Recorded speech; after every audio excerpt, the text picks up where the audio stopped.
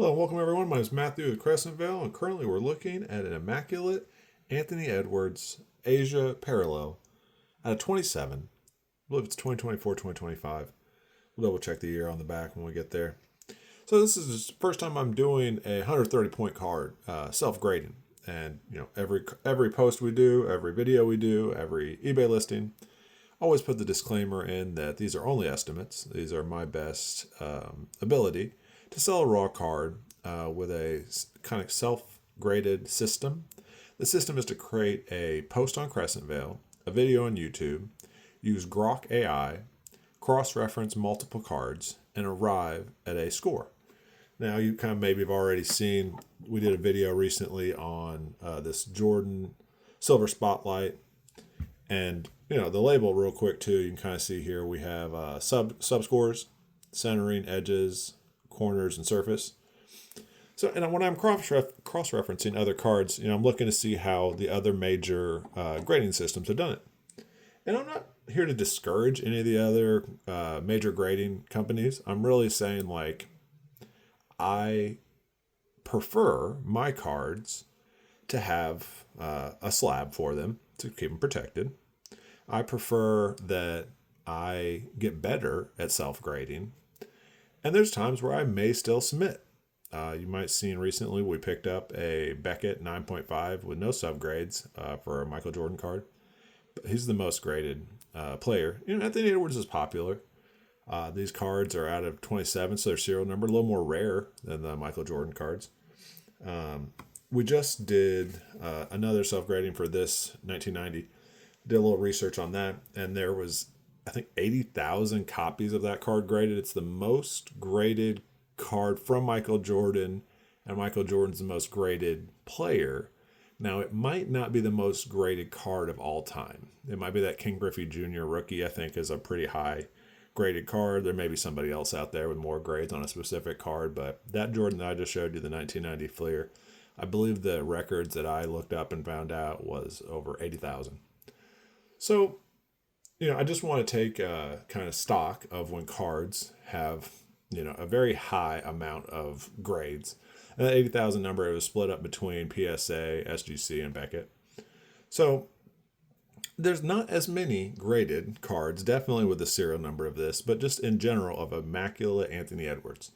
I look on eBay and I'm trying to cross-reference. I see a lot of 9s from PSA that I can cross-reference and say, okay, there's, small imperfections that gives it that 9 mint score.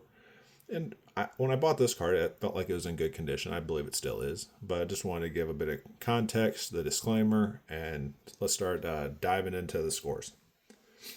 So the one thing that I will say that will be slightly more difficult is finding the anchor points to be able to classify if the card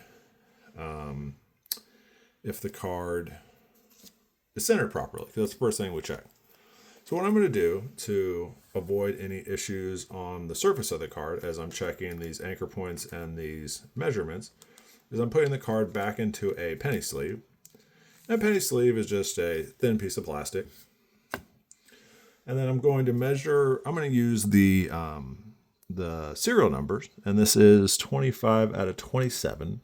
I'm going to use the serial numbers and let's go ahead and zoom in on this real quick. Serial numbers as my anchor points. Because you can kind of see here there's not a clear border, so there's not always a clear anchor point on this one. I can maybe use the Immaculate in the top left. This is bottom right now. And again, I'm really my, frame of reference. What I've seen other cards have is a 3 millimeters from top to bottom, left to right. I can already tell you this is a little bit more. If the true anchor point is the serial number, it almost feels like we're in between 4 and 5, like 4.5. So that would be the bottom is about 4.5. Let's see here.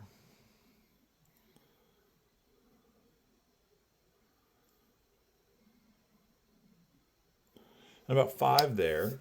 So we're sitting close to 5 millimeters on each of these instances. Now, I will say the Immaculate lettering I would like to think that this is an anchor point. The serial numbers, I don't know if it is exactly or not. We'll figure that out over time. So you see here, we're using just the top of the eye. It looks like about 3.5. So I would say the top to bottom is slightly different, right? 4.5 at the bottom, 3.5 at the top. Let's see what we have here.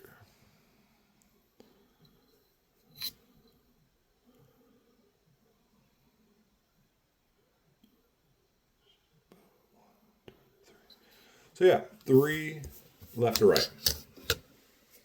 Go ahead and record these. On the left side, we had 3. Top, we had, I believe, 3.5. Bottom, we had 4.5. And the right, I need to measure one more time.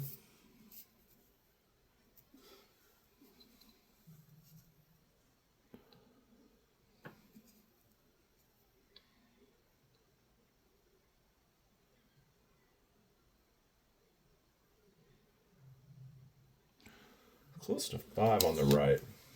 So top 3.5, left 3, right 5, bottom 4.5.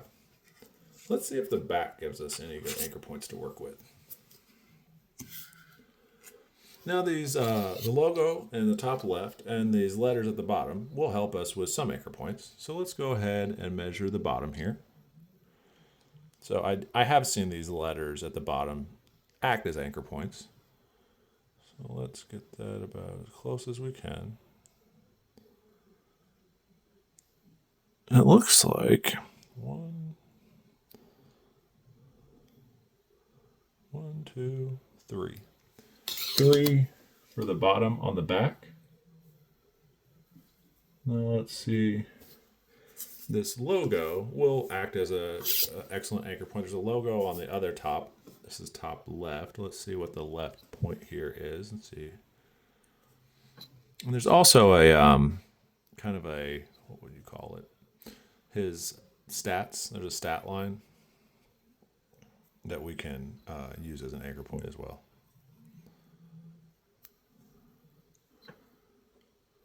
A little bit harder here. So that's about, I don't want to say the full 5 millimeters, about 4.5. No, 5. Okay, so on the back left is 5. And you can kind of see here when I'm saying stat line, how much room is in between there and there. And that's really, I think, a good anchor point in addition to the, what would you call it, the logos. I've seen a lot of anchor points using these stat lines. So 1, 2, and about 3 left to right using the stat lines. And the stat line, I think, is a little more accurate, so I'm going to go with the stat line. 1, 2, 3. So left to right on the back using the stat line. And we'll kind of back up and you can kind of get a look. So when we just use the stat line, it's 3 millimeters on left and right. Now, logos aren't always the most accurate anchor points, but I have seen stat lines, boxes like this, and it is 3 on left and right. So that's great. On the top, I would say like they kind of somewhat of a border here. You see that gray? I'm going to measure the gray.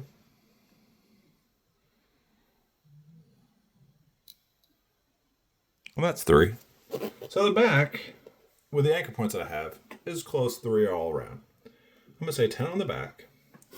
Now it's tough because in a perfect world, I would have more anchor points on the front to be able to give it a little bit more accurate. There's some lettering here.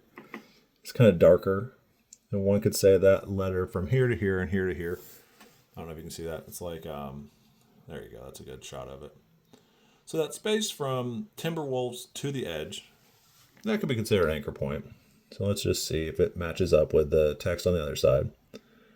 So about 3 when we use the text we just looked at. 3 and 3. I don't know if I can show that to you real quick. So that's about 3 and 3. In a perfect world, what was that top? The top was 3.5. So I'm going to take that off and call that a 3. And my bottom, I guess I could measure from the bottom of this A as an anchor point compared to the serial number. So let's just go ahead and do that.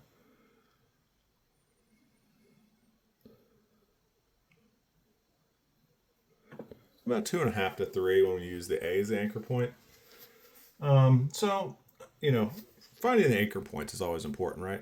What I'm going to do for this card, I'm not going to use the serial numbers. I'm going to use the font here, and then I'm going to use the font here as my anchor points. And the back, I was giving close to a 9.5 and a 10. And the front, I'm going to give close to a 9.5. So overall, I'm going to give the centering a 9.5. And I really would love, if you have any constructive criticism, ways that you find anchor points on a card as you're doing self-grading. Maybe you self-grade before you submit to a grader. However you do it, feel free to leave comments in each of these videos that I'm doing. Constructive criticism is welcome. I am still learning, and as I'm learning, I want to be able to get as good as I can. So if any of you are on YouTube and you're saying, hey, I think he could be doing X, Y, or Z better, by all means, please tell me. The edges is the next thing we're going to do it. And honestly, the edge where I feel like, and that's nice that we can kind of use this contrast of light and dark here. And this edge here is honestly what I would consider the largest flaw on the card. Even when I was buying it, a piece of me was like, I can see that with the naked eye. And when I can see it with the naked eye, some of the self-grading criteria that I've seen by the major grading companies, when you can see it with the naked eye, it's essentially grade lower. You grade it lower when you can see it with the naked eye. Now, how much lower is the real question.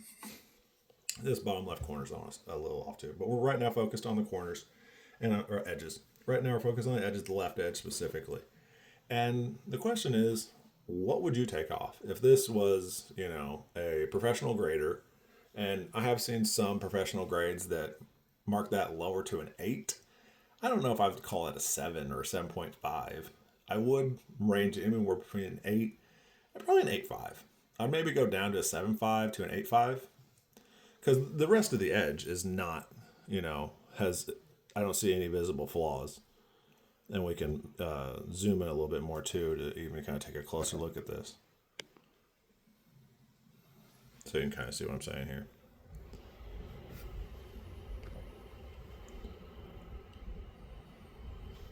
So you can kind of see that there is some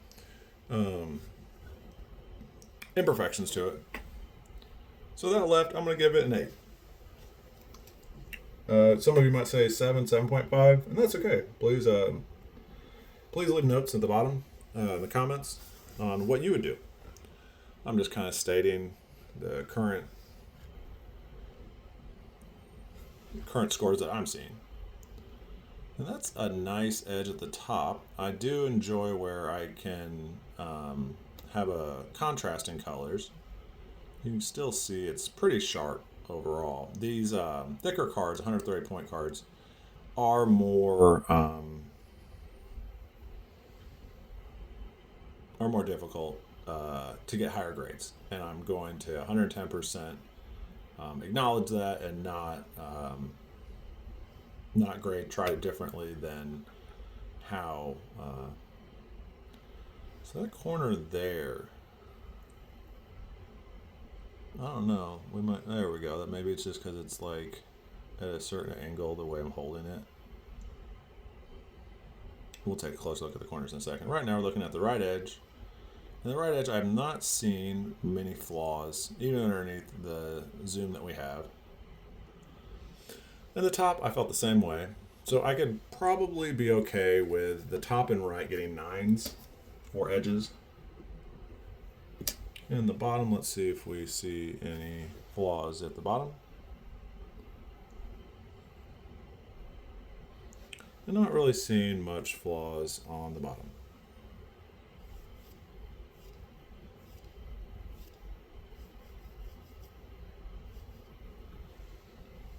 I am starting to see a little bit of imperfections on the surface. I do have like a bit of, you call it card dandruff. But there's, in addition to what I would consider card dandruff, we'll take a look at the surface in a second. But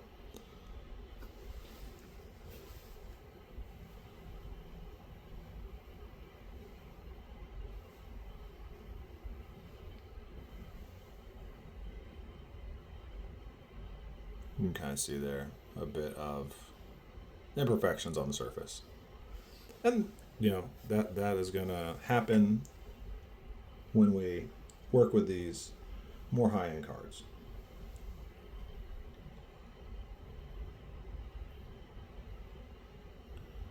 And I'm using a cloth off camera to try to work on this, but that's just going to be something that we take a look at when we look at the surface. But for the bottom, I'm going to give it a 8.5. So we got 2 9s, an 8, and an 8.5. That's the edges on the front. Let's take a look on the edges on the back.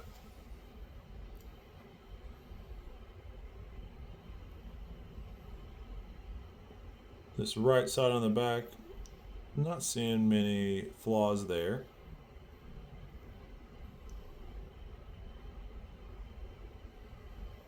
We'll do a 9 on that. Top has crispness, a crisp edge on the top. So 9 on the right, 9 on the top. The left I'm going to give an 8.5 to, because I kind of feel like it does have just a little bit of degradation. It's really more of a corner issue.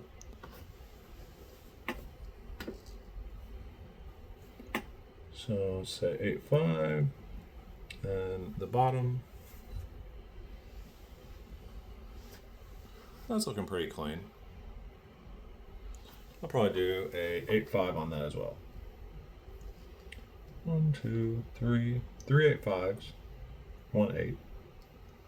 1, 2, 3, 4, 4 9s. So one of these 9s and the 8 go to 8.5.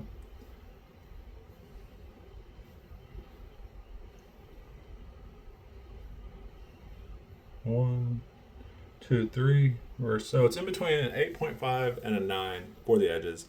And since we have that front edge, I'm going to give it an 8.5 for edges. So far we have centering 9.5, edges 8.5. And again, if you find that the numbers could be a little more accurate one way or another, that's great. Feel free to reach out and leave a comment. It's all about constructive criticism. It's all about getting better. So I'm going to probably be marking the surface at an 8 to 7.5, just off the top. Letting you know right now. We're looking at the corners. And that corner is not too bad. I'm going to probably give that top right corner 8.5. This corner, 8.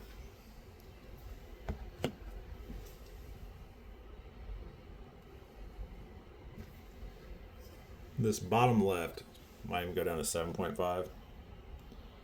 Like considerable whiteness. I do like how we have a contrast there. We can kind of see a little better. And I've seen some people give this an 8. I'm going to be a little more strict and give it a 7.5.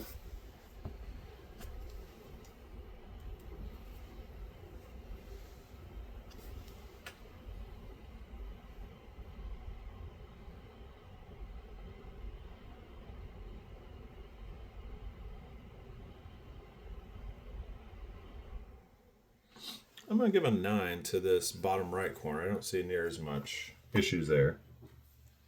I think as we were looking earlier on this top left corner, I was looking at edge, but it might be more of a corner flaw than an edge. Yeah.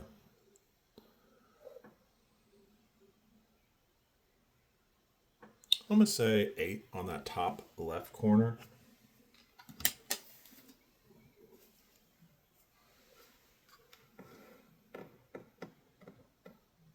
This corner's nice.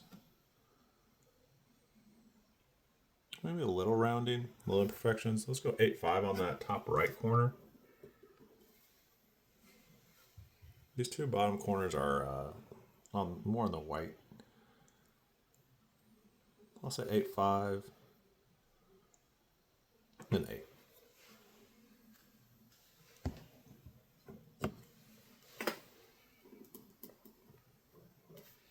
So 2 8s, 2 8.5s, 1 9. Third 8.5, a third 8, third 9. The 2 9 we have 3 9s or 2 9s. 2 9s and 3 8s. So 2 of the 9s can transfer into 8.5s. A fourth 8.5.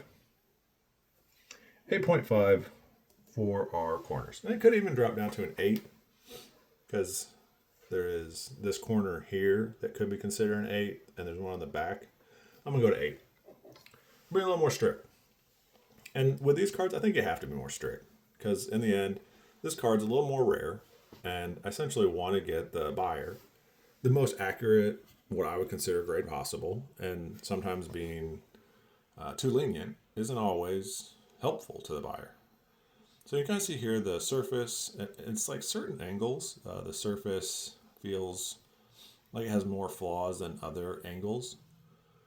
You kind of see some fingerprints here that I will clean up after the video. And I could wear gloves on this, but gloves is kind of slightly awkward, to be honest with you.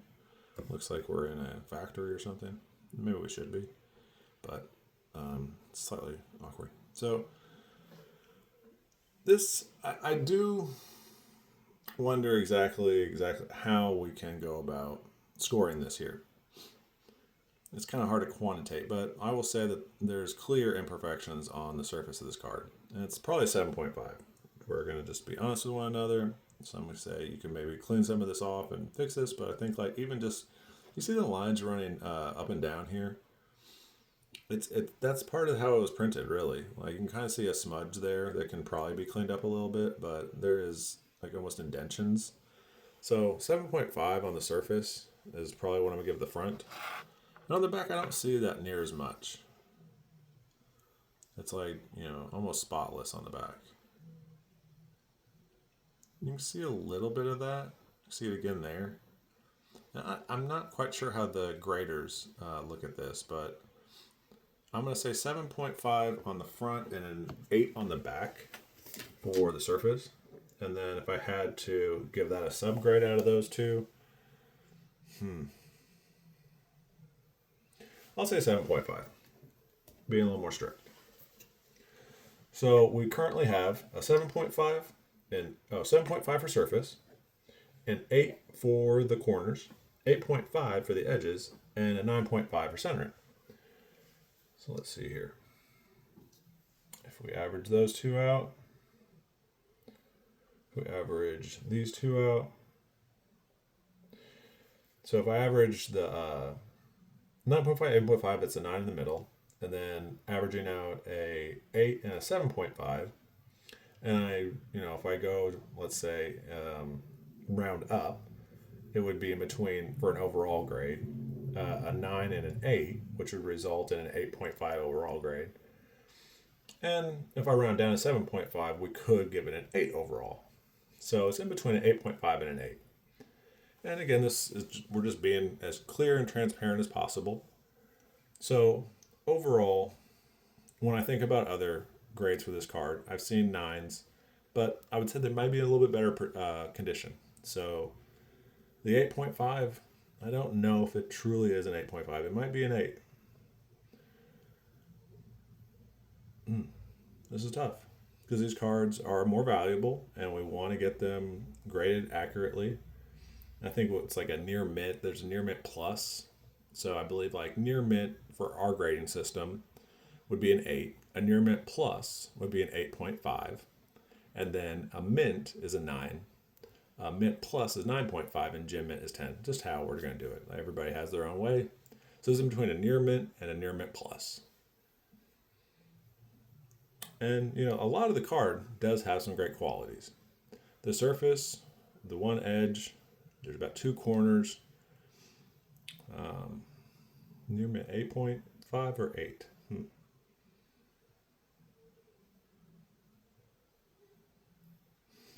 I'm going to give it 8.5. And what I want you to also do is when you look at the post, when you look at the eBay listing, we put the AI Grok generated score. So I'm going to say 8.5. Now, I'm going to be honest with you, the Grok scoring can sometimes be a little more lenient. It took additional time to process my last score for this Jordan.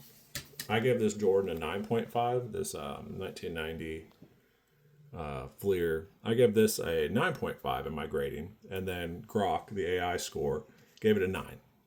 So I'm going to give this an 8.5, and let's see what Grok gives it. It's a little more lenient on these 130-point cards. I'm going to say 8.5. I'm almost confident that Grok may give it a 9. So be careful. Watch what it's doing. Let's keep it honest. Let's give this an 8.5 for now. And that will be a near mint plus. And let's check back. Appreciate your time. Thank you for watching.